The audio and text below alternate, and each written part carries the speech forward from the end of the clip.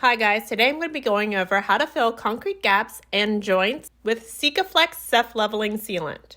This is an easy to use sealant that's really popular with homeowners and contractors, and that's mainly because it's easy to use, a pretty affordable product that you can find at most hardware stores, and as long as you're doing it right, it's going to provide long-lasting results. Before we get started, let's talk about the difference between a joint and a crack. A joint is a deliberate gap between two pieces of concrete or two separate pours of concrete next to each other, like you see here with my pool decking. So all of that flagstone was poured separately than the rest of the concrete around it, so this is going to be considered more of a joint. Cracks are going to be something that is not supposed to be there, so they're going to use different sealants for both of those things. The sealant I'm using today is for joints and gaps that are between two separate pieces of concrete. If you're going to be filling a crack, Sikaflex actually recommends a different filler for cracks in concrete. Okay, let's get started with the steps to use that Sikaflex. Step number 1 is to clean out that joint or crack in your concrete. You can use a wire brush for this or a tool like the screwdriver that you see me using here. Once you have that expansion joint in your concrete cleaned out, you can then sweep it clean with a brush, a broom, or whatever you've got on hand. Just remember the sealant won't stick to dusty or loose surfaces. Step number 2 is to use a backer rod or silica sand for any deeper joints. So any place that your joint is deeper than 1/2 inch, you're going to need to fill it with something. That way the sealant can dry properly. Typically, if it's too deep, the sealant might not dry all the way on the bottom. I'm using sand to fill mine because they tend to be 3 or 4 inches deep in a lot of areas. They can take a lot of sand and the joint is an irregular shape. So a backer rod generally is not going to make a lot of sense, especially in the really tight joints.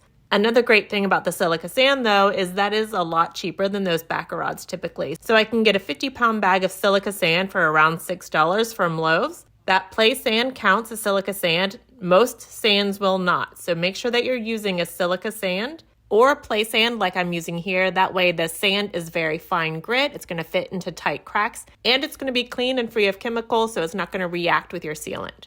You want your backer rod or your silica sand to be 1/4 inch to 1/2 inch below the surface that you're going to be filling.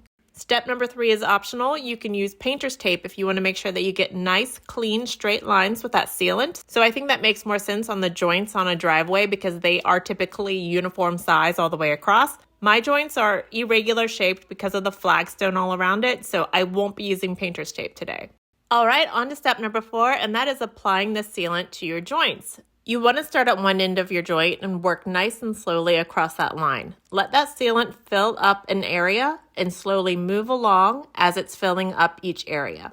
As it says in the name, this product is self-leveling, so it will try to level and smooth itself out as you move along. That's why it's important that you only do this on a pretty flat surface. This sealant is not the best option if you're trying to seal a joint on a slanted or a steep inclined driveway. Other sealants are better for slanted driveways. If you do have a slanted driveway, check out Sikaflex Concrete Fix instead. I wanted the sealant in the cracks around my pool decking to be pretty level with the surface of my pool decking itself. But for driveways or sidewalks, it tends to look better if the sealant is about 1/8 of an inch lower than the area around it.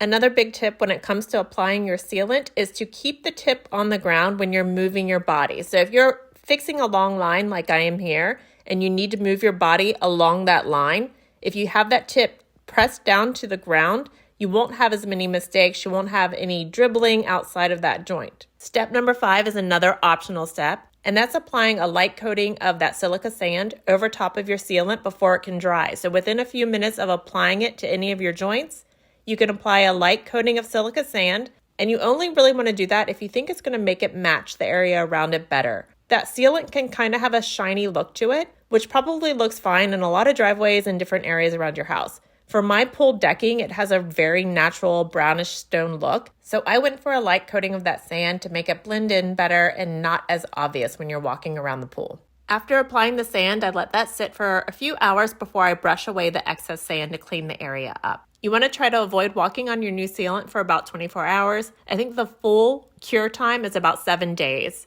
but most areas are going to feel really hard after 24 hours. It's just the bigger, wider pores are going to take a little bit longer. Here's a few more final tips. You want to make sure that it's not going to be raining within 24 hours after you apply this sealant. You want to make sure it stays dry while it is drying and curing. Also make sure that that gap is completely dry when you're applying the sealant. If it is moist at all, it can make that sealant not stick to the sides of your joint. That's it for how to fill concrete joints and gaps. If you have any questions, as always, put them in the comments below. I do try to answer them whenever I get a chance. All right, good luck with your project, guys.